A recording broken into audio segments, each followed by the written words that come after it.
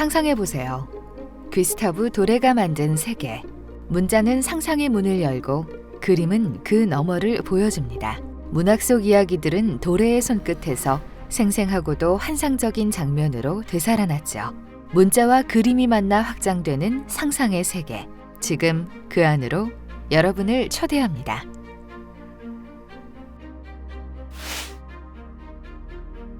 귀스타브 도레는 1832년 프랑스 스트라스부르에서 태어났습니다. 혼자 그림을 익히며 실력을 키운 그는 어린 나이에 이미 비범한 재능을 인정받았죠.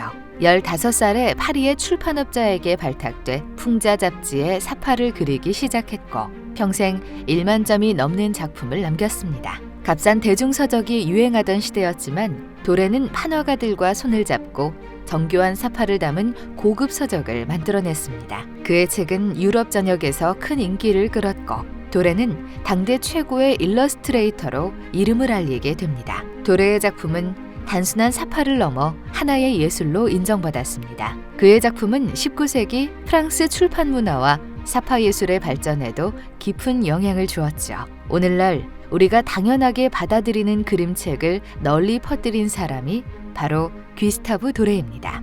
그럼 이제 도레가 펼쳐낸 상상의 세계로 함께 들어가 볼까요?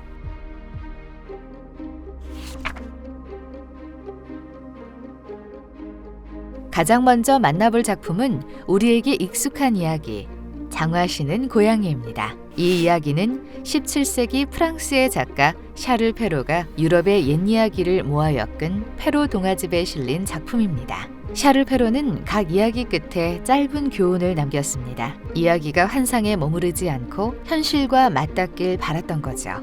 그리고 약 200년 뒤 귀스타브 도레는 이 이야기를 어린이를 위한 새로운 판본으로 재구성했습니다. 그는 문학 속 이야기 위에 자신만의 상상력을 덧붙이며 글이 담지 못한 장면들까지 풍부하게 그려냈습니다. 페로가 쓴 글에는 고양이의 모습이 자세히 나와 있지 않습니다. 그러나 도레는 톱니 모양의 장화, 허리에 찬 주머니에 삐져나온 쥐꼬리 등 장화시는 고양이의 모습을 생생하게 그려 넣었습니다. 그렇게 완성된 도레의 사파는 단순한 장면 묘사를 넘어서 문학을 새롭게 해석한 하나의 독립된 예술로 인정받았죠. 그가 그려낸 장화시는 고양이, 신데렐라의 마차, 빨간 모자를 노리는 늑대는 동화 속 세계를 현실처럼 느끼게 만들었고 오늘날 우리가 떠올리는 동화 이미지의 원형이 되었습니다. 다음으로 만나볼 작품은 17세기 스페인 작가 미겔 데 세르반테스의 소설 돈키호테입니다. 기사소설을 풍자한 이 작품은 유럽 문학에서 가장 많이 사파로 제작된 작품 중 하나입니다. 이야기의 주인공 알론소 키하노는 수많은 기사소설을 읽은 끝에 자신이 진짜 기사라고 믿게 됩니다. 스스로를 돈키호테라 부르며 정의를 실현하려 나서지만 그의 여정은 점차 현실과 충돌하게 되죠. 이 작품은 끝까지 꿈을 믿고 도전하는 인간의 모습을 통해 감동과 여운을 남깁니다. 귀스타브 도레는 1863년 스페인 여행에서의 스케치를 바탕으로 돈키호테의 사파 작업을 시작했습니다. 이야기의 가장 상징적인 장면이죠. 풍차를 거인이라 착각한 돈키호테가 무모하게 돌진하는 순간 도레는 풍차의 날개를 마치 용의 날개처럼 기괴하게 묘사했고 허공으로 튕겨나가는 돈키호테와 로시난테의 모습을 통해 현실과 환상의 충돌을 극적으로 담아냈습니다. 또한 음각과 양각을 적절히 활용해 채색 없이도 깊이감을 살려내는 판화 기법으로 돈키호테의 환상을 생생하게 표현했죠. 관람자는 그의 시선을 따라 돈키호테의 착각의 순간, 충돌의 중심으로 함께 끌려 들어갑니다. 이 사파에서 또 하나 눈여겨볼 부분은 바로 작품의 하단입니다. 왼쪽 아래에는 도레의 서명이, 오른쪽에는 판화가 엘리오도르 조세 피상의 이름이 작게 새겨져 있습니다. 작가와 판각자 두 사람의 이름이 함께 실린 것은 당시로서는 매우 이례적인 일이었는데요. 판각자의 정교한 솜씨가 작품의 완성도를 결정짓는 중요한 요소로 여겨졌다는 뜻입니다. 이번에는 다시 한번 상상의 나침반을 돌려 신비로운 바다 한가운데로 떠나볼까요? 노수부의 노래는 영국 낭만주의 문학의 선구자 세뮤얼 테일러 콜리지가 쓴 작품입니다. 죄와 벌, 용서와 구원. 기독교 신앙을 바탕으로 한 이 이야기는 한 노인이 젊은이에게 들려주는 기묘한 바다 여행 이야기로 시작됩니다. 얼음바다에 갇힌 어느 날, 엘버트로스라는 바다새가 나타나자 선원들은 희망을 느끼죠. 하지만 노인은 충동적으로 그 새를 쏘아 죽입니다. 그리고 저주를 받고 외로이 살아남아 끝없이 죄책감 속을 떠돌게 되죠. 귀스타브 도레는 이 신비롭고도 무서운 이야기를 사파로 생생하게 재현했는데요. 썩어가는 바다, 그 한가운데 외롭게 떠있는 작은 배. 도레는 이 장면에서 거대한 자연 앞에선 인간의 나약함을 압도적인 스케일과 섬세한 명암 대비로 그려냈습니다. 또한 파도를 잘 보면 마치 악마들이 헤엄치는 것처럼 보입니다. 도레는 이런 표현으로 배를 탄 사람이 느꼈을 공포를 생생하게 나타냈습니다. 그리고 도레의 시선은 삶 너머의 세계로 향합니다.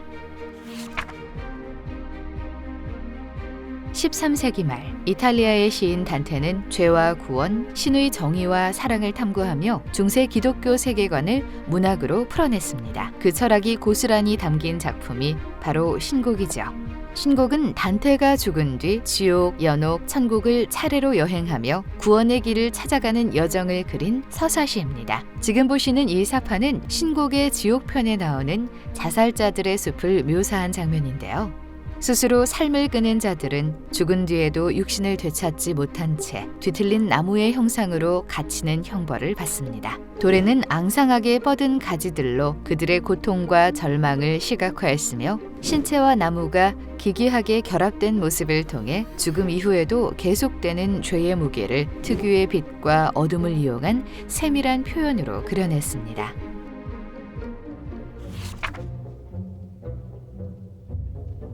여정의 끝 도레는 웃음과 풍자의 세계로 우리를 안내합니다. 가르강튀아, 팡타그리엘은 16세기 프랑스 르네상스 시대의 작가 프랑스와 라블레가 쓴 풍자 소설입니다. 엄청난 힘과 식욕을 가진 거인 가르강튀아와 그의 아들 팡타그리엘의 이야기를 다루고 있죠. 도레는 유머와 과장을 극대화해 캐릭터의 성격과 장면의 분위기를 한눈에 이해할 수 있도록 표현했습니다. 특히 이 장면에서 거인 가르강튀아는 백포도주가 담긴 잔을 들고 고기를 탐욕스럽게 먹고 있으며 양옆의 하인들은 삽 가득히 겨자를 그의 입에 퍼붓고 있습니다. 사실 이는 단순한 과장이 아닙니다.